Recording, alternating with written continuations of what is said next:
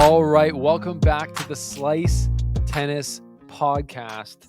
Stephen Boughton here, filling in for JP Hovey as the host and the only host today because JP is on his wedding weekend. Well, I guess the weekend's over now, but he just had his wedding weekend, so he is spending time with his new wife. And new wife sounds like that's his second wife. It's not, as far as I know, but very happy for JP, the normal host of the Slice, my partner in crime. I'm riding solo today, but we wish him and his beautiful bride well. And we're going to lock it down here so you get everything you need to know about what's happened at Cincinnati and going to the U.S. Open. So this is the Slice Tennis Podcast presented by Betway. What are we going to talk about today on the show? Quick topic rundown. Obviously, we're going to talk about Cincinnati. What just happened for the ATP and WTA in Cincinnati? We had Sinner and Sabalenka winning big titles for them. Was it any shock? Not really, but we're going to talk about how they did it, what it means, and then we're going to go into the U.S. Open. And our main story for me is the U.S. Open power rankings for the ATP. This is an interesting one for me because often at the U.S. Open coming in, we'll say there's a ton of players who can win. I find at the French Open and the U.S. Open, you get the most variety of people who we feel can win. This year, the field of potential winners has narrowed for sure. We had Sinner win the Australian Open. We had Alcaraz win the French Open. We had Alcaraz win Wimbledon. Now, Djokovic has won the Olympics, and is there going to be an Olympic hangover? We're going to talk about that. Hangover in a good way, like a golden hangover. But this year, it's like a little less how many players can win and more it's like who's actually in good form coming into this. That's going to be the real question, I think, that I'm going to try and answer in our power rankings here. So that's going to be good. The second story is a hilarious one. Bernard Tomic heckles opponent that he lost to later on in a tournament in a challenger in the Dominican Republic in Santo Domingo. So that's a hilarious story. We're going to get into that. And Iga Swiatek slammed by Evgeny Kafelnikov, former world number one, over her comments about the WTA schedule and it being too tiring for her and her colleagues to enjoy as they tour the globe. So we're going to talk about his comments. Were they warranted? What were her comments? What did we think about them? So that's going to be it. Then we're going to do a shortened smash or pass, and that's going to be the podcast today without JP, but we're going to be locking it down. So thanks for being here with us. The Slice is presented by Betway. As we said, this is Best Bets of the Day, a presentation by Betway. The best place to bet is Betway. You got to be 19 plus to play in collaboration with iGaming Ontario. Please play responsibly. If you're going to play, you got to play responsibly. That means playing within your limit and not ever heckling players. Like that's just the most insane thing ever, but you can have fun and do it. And if you're doing it, you got to do it with Betway. So one thing I like to look at when we're coming into a major is the outright odds to win, because, obviously there's like in-game matches or odds like for certain matchups, but those only come out the day before essentially. But looking at the whole tournament, I'm like a big picture guy. So I like to look at it, the odds outright to win the tournament. And if you haven't looked at them, drum roll, this is what Betway has to say about the total odds on the men's side. Carlos Alcaraz at the top is the betting favorite at plus 137. Djokovic is close behind him at 187, plus 187. And then Sinner is behind them both at plus 225. And then they got Daniil Medvedev next at plus 500. So that's interesting. I didn't look at these odds when I made my U.S. Open power rankings, so they did not play into my factoring. But that's interesting, and obviously then the odds get way crazier for the other players after that. Let's look at one other event here. Obviously, we're going to look at, if we can find it here, we're not going to do it. We're just going to keep it on the men's there for that. But that's, to me, favored. That's the legitimate odds. I think it's hard to take Alcaraz off that top spot. I know he just demolished a racket in Cincinnati. People might think that he's losing his spirit. Does losing to Djokovic in these big finals at the Olympics at Cincinnati last year. He lost to Djokovic in the final in Cincinnati, went on to lose in semifinals of the US Open and play like a pretty poor fall after that. Will the hangover be a negative one for him after the Olympics, after losing to Djokovic? He didn't look great, obviously, in Cincinnati, but it's hard to take him out. He has not lost a 5-set match since the Australian Open. Okay? So that's interesting. Those are the odds for the outright winner of the men's event at the US Open. That was your best bets of the day, a presentation from our friends at Betway. Let me know what you guys think about those odds. Okay, my week. How did my week go? Not as good as JP's, that's for sure. He got married, so shout out to JP again. I played a tennis match today, or not today, on Friday against a junior. There's this thing in our city called the Corona Open. We started it during Corona, 2020, I believe, or 2021. I would say actually probably 2021. And it's kind of like it's like a tournament that the tennis community here is organized, and you get into a pool, into a round robin, and you set up matches wherever. Out it used to be outdoor, it can be wherever now, and you just play, record the results, and then you get put into a Champions League draw for all the winners of those groups, and then a consolation draw. I'm in the consolation draw because I lost to like a 13-year-old girl, and I'm not afraid to say it. She's in grade 9. She's absolutely amazing, and she crushed me. It was like 6'2", 6'3", I think, and I was lucky to get 6'2", 6'3". Like she from the baseline, she was so much stronger than me. It was crazy, more consistent, and I really just had to serve and volley and really keep the point short and come forward, which I did, and that's kind of what helped me get a bunch of those games. But that was, not even humbling because like I really don't play that much, and I kind of sign up for tournaments as an excuse to play. And I did that again. And so I go to this. So now we're into the consolation draw, and I'm playing this junior. He's 16. He's jacked. He looks like stronger than me. I'm like, this is going to be tough again. I come from like a little work kind of function. I actually had a beer or two. And then I show up to the tennis match, and I'm like, there's no expectation. I get broken in my first service game. I'm like, this might be a quick night for me. But then he starts to, like a lot of juniors do, kind of self-destruct. I started to actually feel pretty decent. I was watching, in Montreal, being on the ground, I was watching how these guys play. And one thing I noticed watching Tommy Paul play, and then I noticed it in every other player I watched, is the balance that they have as they're hitting all their shots. That's something people have talked about a lot, or I've heard a lot. The balance. They're always unbalanced. What does that mean? To me, it's like they're essentially their spine angle towards the ball. It's like slightly leaned forward, and it just is consistently the same through every shot. They're just always in the same, their body's in the same like weight position, and their arm just turns around their body, and they rotate through the ball on balance every time, keeping their weight forward. And they keep it's smooth. It's not whippy. It's smooth, and it's through the ball.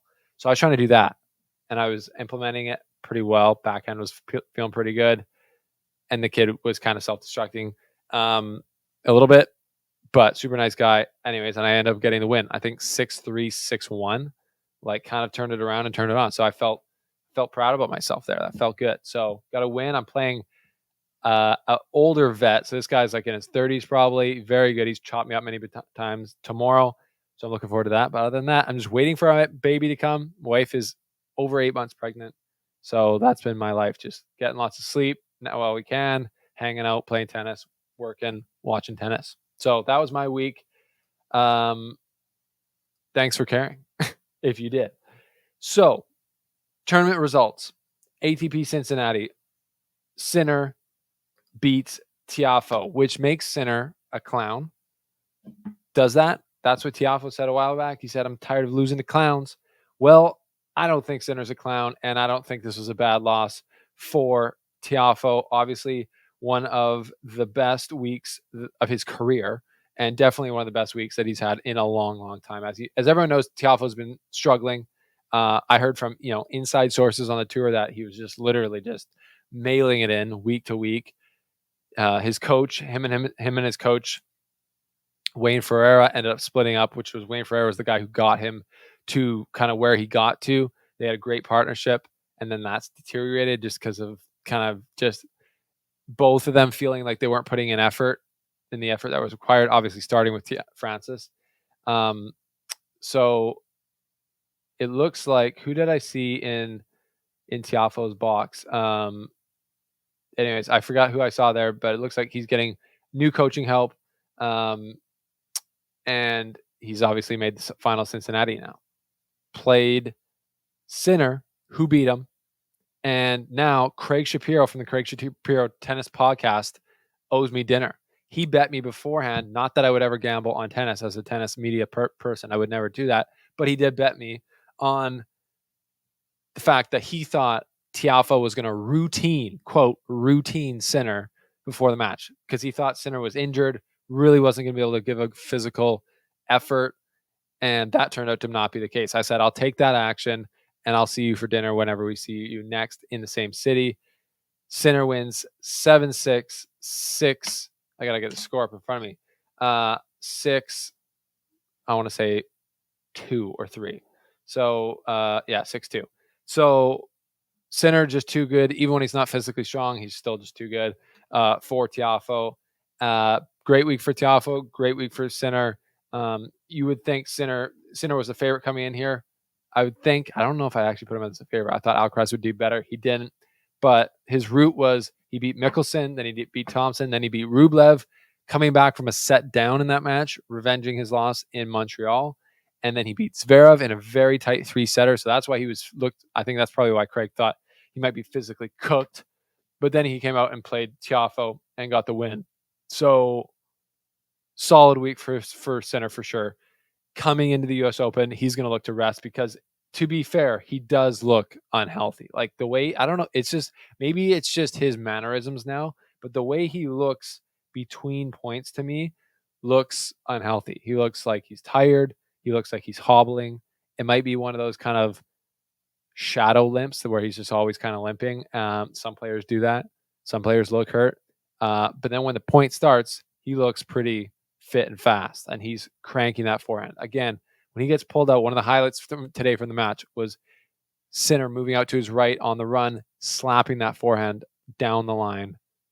And it's just a thing of beauty. It's probably the best running forehand down the line on tour. And then other than that, Sinner does look like he's in pain. So what type of pain? Is it his hip? We hope it's not, because that could be chronic. Coming into the U.S. Open, that's going to be something we have to keep an eye on. But yeah, good win for him. Gets back on the horse after losing in Montreal. And I would say continues to show the world that he's the best hardcourt player there is right now. Tiafoe, he had a big run, obviously. Best run in a long time. I don't have Actually, I do have the draw here, who he went through. Tiafoe beat Runa, the 15th seed, beat Hurkacz, the 5th seed. That's a top 10 win. He beat Lehechka, and then he beat Musetti 6-3, 6-2. And before that, he beat Alejandro Davidovich Fokina. So he had a very tough route through to the final, and he did it. So that's just, crazy week for Tiafoe. Maybe that turns his season around going into the U.S. Open. He's obviously got his swagger there, so we'll see what he can do. But yeah, he's a guy you'd love to see in the mix at the top of the game, and that he just hasn't been there for a while. So you love to see it. Cincinnati WTA, Sabalenka wins. Dominant. Best hardcourt player on tour, Coco Gauff. Won the U.S. Open last year. Beat Sabalenka. But this year, Coco does not seem to have it, and Sabalenka is playing good. Her route was Cocciaretto in the first round, or in the second round. Then she beats Svitolina. Then she beats Samsonova. And then she beats Swiatek pretty clean in the semifinals. And then Pegula, who was trying to do the double. She was trying to do the Toronto, Canada, Cincinnati double, which is very hard to do.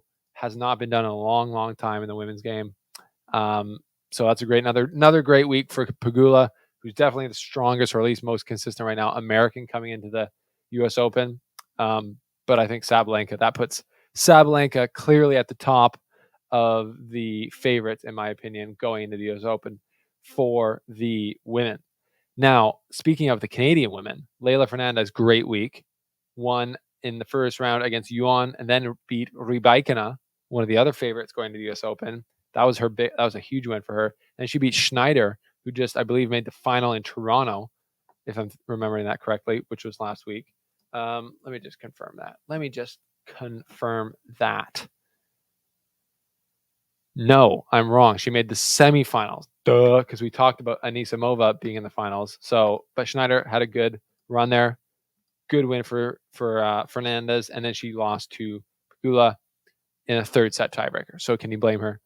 That was a good week. We hope Leila, as Canadians, as biased Canadians, we hope that she can bring that into the US Open and turn it back into the Canadian Open. Because for a while there, we had a run when Bianca won the US Open, and then 2021, Leila goes to the final, loses to Raducanu.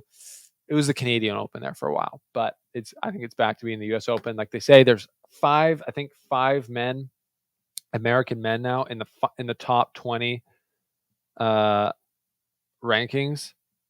They're all happy about that, with Frances Tiafoe getting there at number 20. What they won't tell you is that all 5 of them are, between 12 and 20. So you know, 0 in the top 10, 0 in the top 11, 5 in the top 20.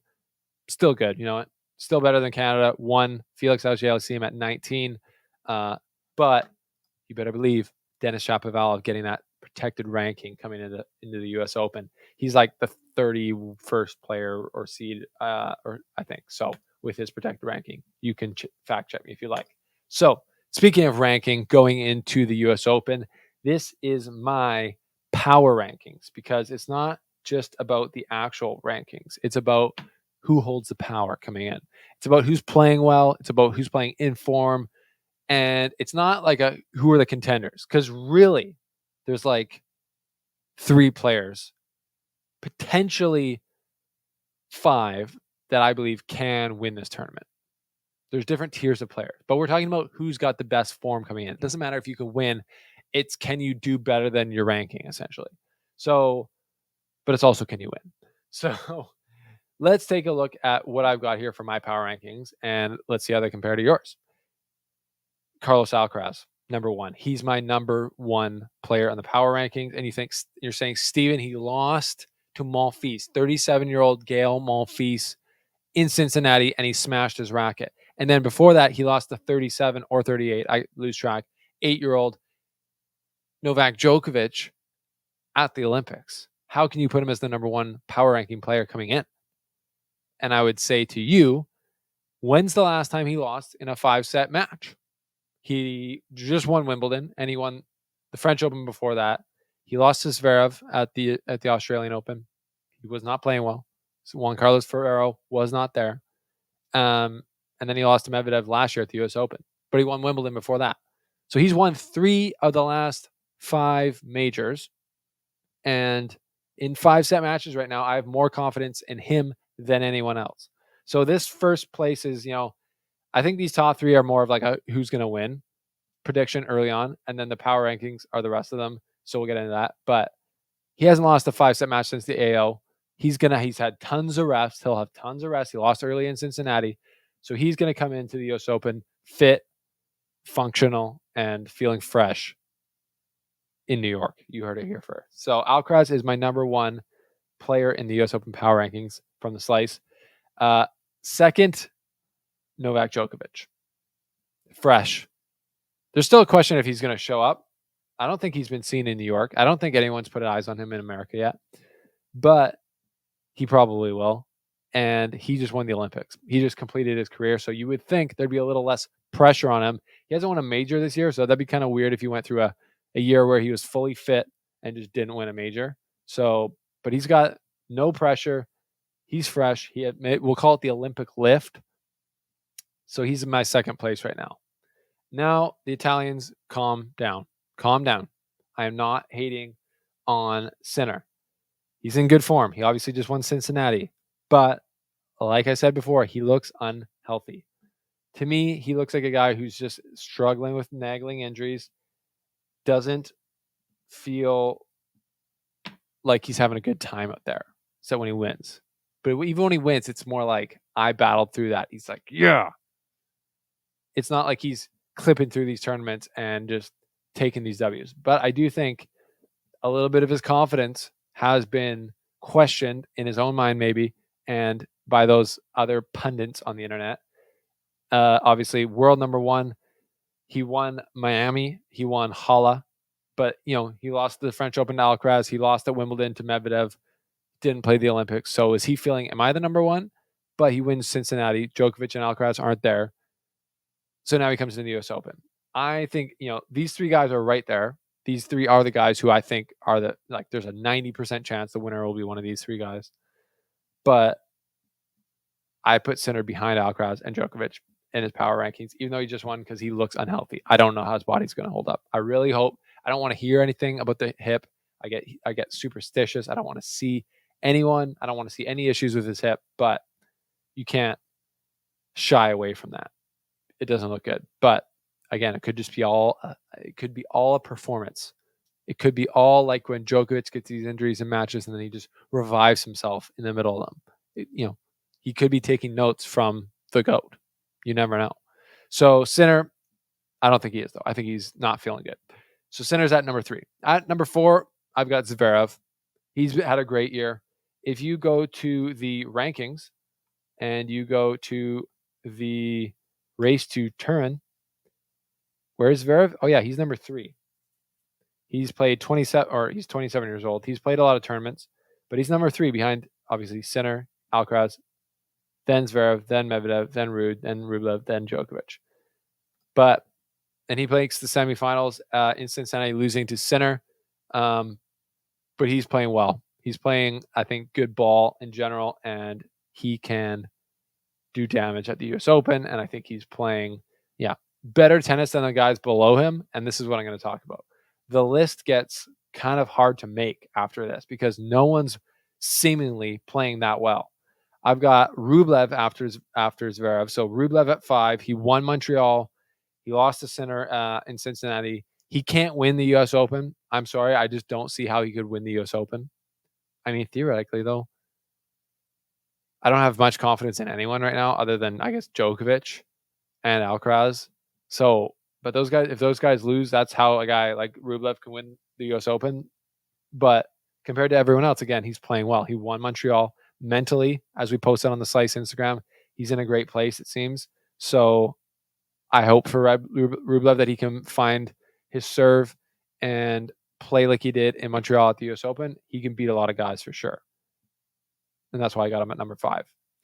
Medvedev, number 6. That's right. Medvedev's dropped down, which is confusing because in Montreal, he told me personally that he loves these balls that they're playing with in the US Open hardcourt swing.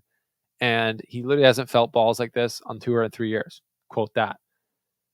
But he lost early in Montreal and early in Cincinnati.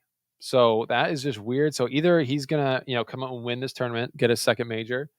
I expect him to do well. But this one's more of a power ranking. I think he could literally win the tournament. I don't think Rublev could win the tournament.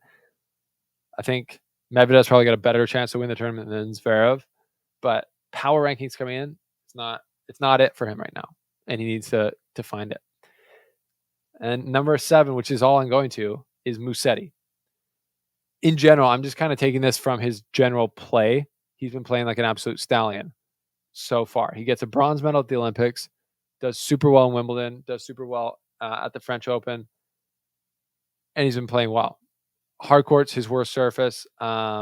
Is it going to be transfer? I don't know. It didn't. He already lost to Tiafoe early in Cincinnati.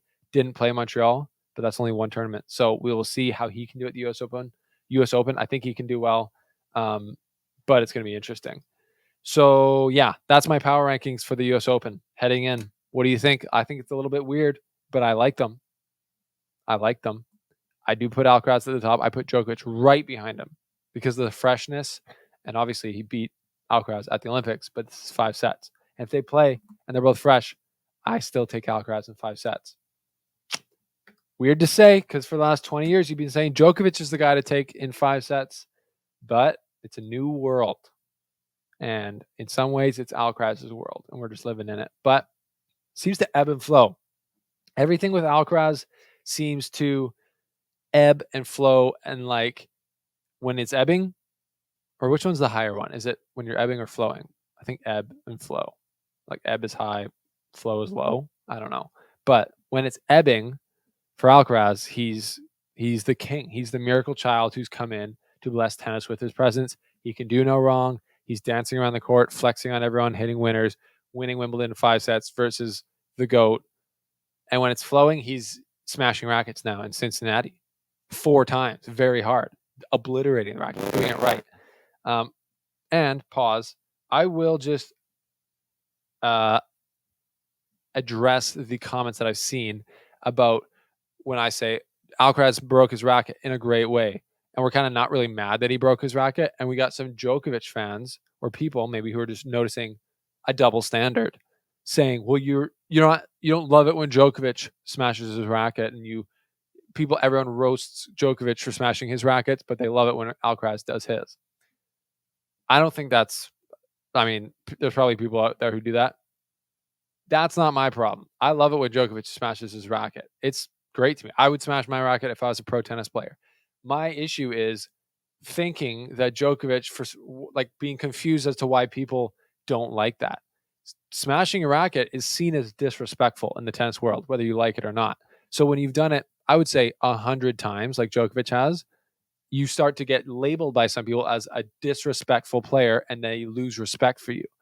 Whereas Alcaraz has done it one time, just like Federer did it one time. So people typically have they give you a few passes, and they don't, lose respect for you based on 1 or 2 outbursts in your career. So there's a double standard because there is a double standard. Djokovic has kept his racket smashing to a different standard than the other guys on tour, and other outbursts, yelling at the box, other things. So Djokovic is Djokovic. He does himself. He's his own person, and that's cool. That's okay. But to act like there's some how can people disrespect Djokovic less than they respect, or disrespect Djokovic more than they do other players? Well, because he acts in a more disrespectful way than other players do. It's very easy. It's like math. It's like 100 racket smashes to 1. What's the difference? Oh, a lot. Anyways, that's just that's a comment there on Alcaraz smashing. If he starts doing that every few matches and that shows a really bad attitude on court all the time, people are going to get on him for it for sure, and they're going to call him a brat, and they're going to start to call him things that Djokovic at times has been called. Obviously, Djokovic is just a passionate person and lets it out, like I would on court. But I would also not blame people for saying things about me when I've done it my entire career. So I don't really think there's a double standard. I think the market speaks, and it notices when you do things repeatedly. Anyways, we're getting away from it. Talking about doing things repeatedly, Bernard Tomic, maybe a name that you've forgotten, but he's a guy who makes headlines at every turn in his career, it seems. And the latest one he's made is Bernard Tomic heckles player he lost to in Dominican Republic. We've got an article here from news.com.au, the Australian newspaper. It says Bernard Tomic ejected from stands after heckling player who defeated him. Just an absolutely legendary story from the tale of Bernard Tomic.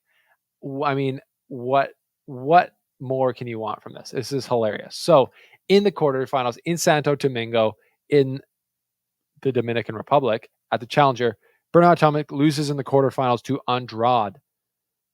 And then I believe in the final, or at least in the next match, I think it was the final. It was the final. Tomic took it upon, this is what it says, when Andrade advanced to the final the next day, Tomic took it upon himself to shadow his every move from the stands, moving around the venue to ensure he was always at the same end of the court as his former opponent.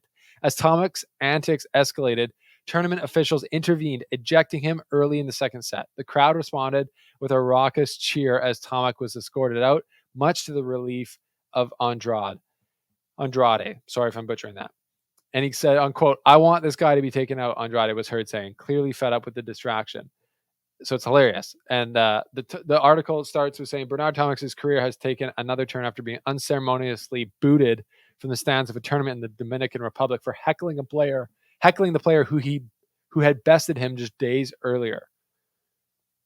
Which is one of the funnier Andrade, which is just one of the funnier things you've ever heard. Like, can you imagine you beat Bernard Tomic in a challenger and you're thinking already, okay, well, this tournament's turned around. I had to fly to the Dominican Republic to play a challenger. I've already made it to the quarterfinals, and I just beat a guy who used to be ranked in the top 30. That's cool. Oh, and I just won my semifinals. Now I'm into the final. Oh, and all of a sudden, what's this Australian accent just like chirping at me from the side of the court? And all of a sudden, you look over and you're like, that's Bernie, the guy I just beat 2 rounds ago, and he's pissed at me. I don't know what happened in the match. If you know, leave it in the comments below. But that is just one of the most hilarious, immature, petty things that I've ever heard of in tennis. And like, talk about a guy who just does not give a rip what people think. Like that, I don't think that would go well in the locker room. Can you imagine Djokovic beats Alcaraz in the quarterfinals of the US Open, and all of a sudden Alcaraz is like shifting around like the stands and just like heckling Djokovic after in the next round? Like, would just be absolutely insane, mind-boggling. You would never think it would happen. Really, you would never think this would happen. It's kind of like, I don't even think anyone's had that idea. And then Bernard Tomic comes out and does it.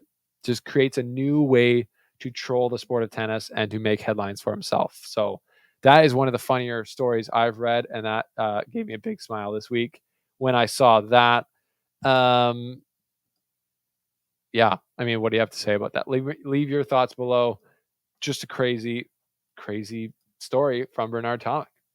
I love how they started. Career has taken another turn after being unceremoniously booted from the stands. Just doesn't get any better than that. So that is story number 2. Okay, story number 3 is Iga Swiatek catches flack from Evgeny Kafelnikov. So she was basically getting interviewed on Sky Sports, and she said, quote, "What can I say? I've been kind of an advocate in saying that we shouldn't. I don't know, be pushing for us to play more.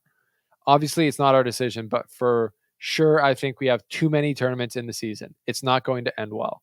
It makes tennis less fun for us. Obviously, I love playing at all these places, but it's pretty exhausting. Most of the players will tell you that, especially when you're playing at the higher level and going to the end of tournaments. I don't think it should be like that because we deserve to rest a little bit more. Maybe people are going to hate me for saying that." So I think at the end, she kind of realized that it does sound a little bit privileged to be like, look, I'm so tired traveling around the world, playing the super long schedule, making millions of dollars. And trust me, I think the tennis calendar is too long. But the players who I don't feel bad for are the players that are in the top 50. Or maybe, like, let's just put it this way, the top 20. Your lives are pretty good. No one up there is going to get mad at me for saying this. You're traveling in the world. You're the best in the world at what you do, and you're making millions of dollars per year to do the thing. Especially Iga Swiatek up there.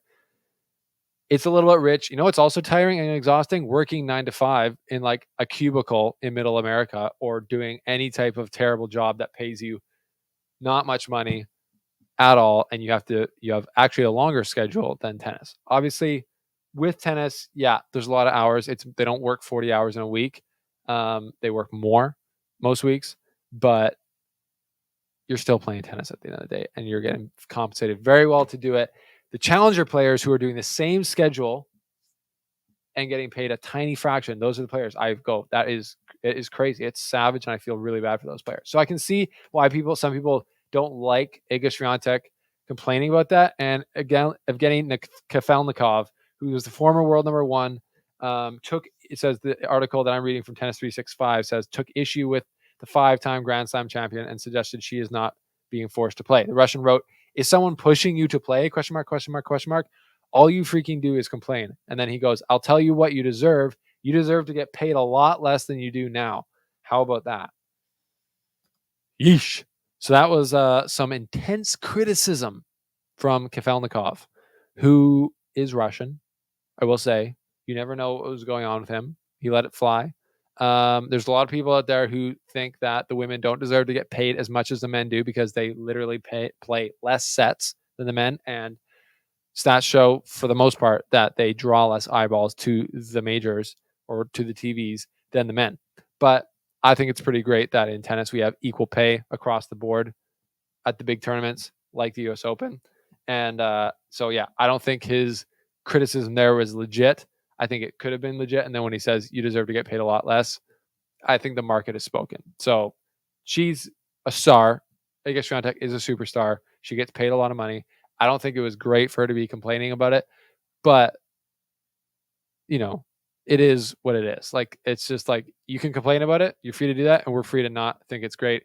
I don't think Kafelnikov's roast was really warranted. A lot of people are clapping back at him saying she's accomplished more in her 23 years than you did in your entire career. Like, maybe sit this one out, which was kind of funny. But he let his opinion be heard. So it's not like the most ridiculous opinion. I think it is, no one's forcing you to play. That's for sure. You got Djokovic, Federer, Nadal. They all picked their schedules once they got to the level, honestly, that Swiatek is at. She's clearly ahead of all the other players in the WTA Tour as far as points go. So she could take a few weeks off. And it's a hardcore season, so she's not going as deep anymore. So maybe she can.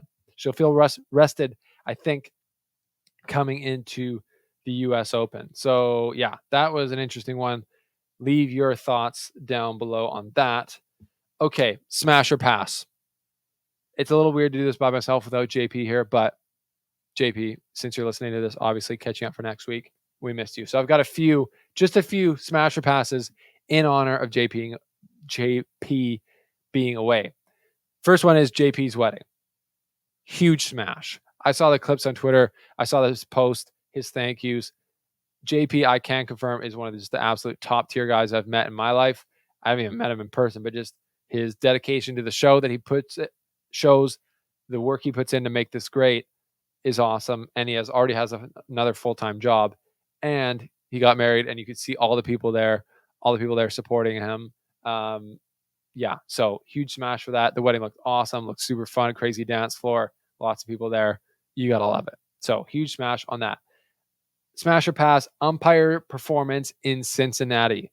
Pass. Massive disappointment. The umpires are definitely, we talked about this, they're handicapped by the ATP or the rules with that, where the way they currently are, without being able to use review. And now, since they're essentially there to MC the matches and just call the score out, I can see it being actually difficult that you have to watch every ball still, but you're not in your head. You don't have to make any calls, but you still got to stay focused. This is not a job I could do. I'm way too ADHD for that. But so it's got to be almost hard when you're like, oh yeah, this is going on there. Like, wait, that looked out. The Hawkeye didn't call it. Now there's like 3 more shots going.